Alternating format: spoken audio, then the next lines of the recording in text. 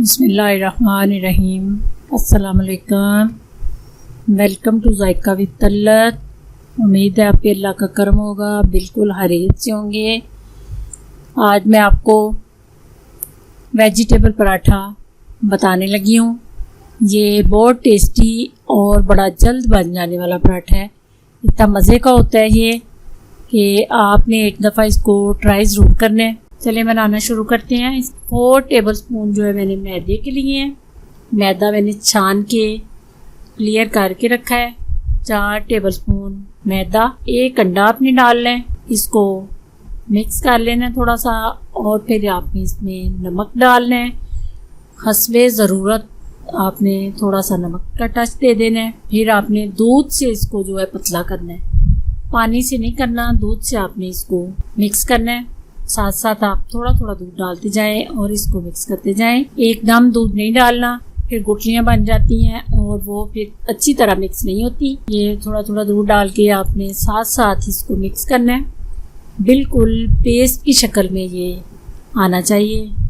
और ये 2 tablespoon oil के, 2 चम्मच मैं कुकिंग ऑयल के डालने लगी हूँ। इससे पराठा जो है बड़ा क्रिस्पी और मज़े का बनता है। इसको अपने अच्छी तरह बीटर से मिक्स करना है। अच्छी तरह बीटर से मिक्स करना है, अच्छी तरह अपने साथ साथ मिक्स करते जाना है। तो ये बिल्कुल पेस्ट की शक्ल में जब आ जाए फिर आपने इसको छोड़ना है। तो ये अलग से मैंने 1 अंडा डाला है बाउल में। उसके बाद मैंने ब्लैक पेपर थोड़ी सी आपने डालनी है, और नमक, दादर सुरख मिर्च 1/2 टीस्पून। फिर आपने इनको अच्छी तरह जो है अंडे के अंदर अच्छी तरह ये चीज़ें मिक्स हो जाएं। तो ये धनिया, सब्ज़ धनिया, ये अपनी शिमला, गाजर, ये आपने डाल के अंडे के अंदर इन चीज़ों को अच्छी तरह मिक्स कर लेना है। उसके बाद आपने फ्राई पैन में थोड़ा सा ऑयल डालना है, उसको फैला लेना है अच्छी तरह ऑयल को। फिर आपने जो बैटर है वो डालना है। ये आपने बैटर डाल के इसको पूरा, जितना आपका फ्राई पैन है उतना आपने बैटर डाल के इसको फैला लेना है पूरे फ्राई पैन के अंदर। ये इतना टेस्टी और इतना मज़े का पराठा बनता है कि आपने इसको ट्राई ज़रूर करना है एक दफ़ा। थोड़ी देर के बाद आँच जो है आपने बिल्कुल मीडियम रखनी है। ये देखिए कितना अच्छा दूसरी साइड से उसकी कितनी अच्छी लुक आ रही है। ऊपर आपने ये जो वेजिटेबल एग वगैरह है वो आपने इसके ऊपर अच्छी तरह फैला के, तो चम्मच के साथ आपने इसको पूरे पराठे के ऊपर अच्छी तरह फैला लेना है। ये बिल्कुल इसी तरह ये। फिर आपने दूसरी साइड इसकी, अभी मैं आपके सामने साइड चेंज करती हूँ। फिर ऊपर थोड़ी सी आपने चीज़ डालनी है कद्दूकश करके।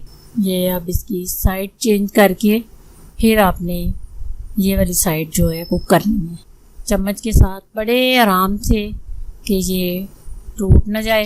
ये आपने साइड चेंज करनी है, या प्लेट में डाल के भी चेंज कर सकते हैं, ऊपर प्लेट डाल के, तो फिर भी ये इसको पराठे को चेंज कर सकते हैं। अब आपने ये दूसरी साइड चेंज कर कुक करनी है।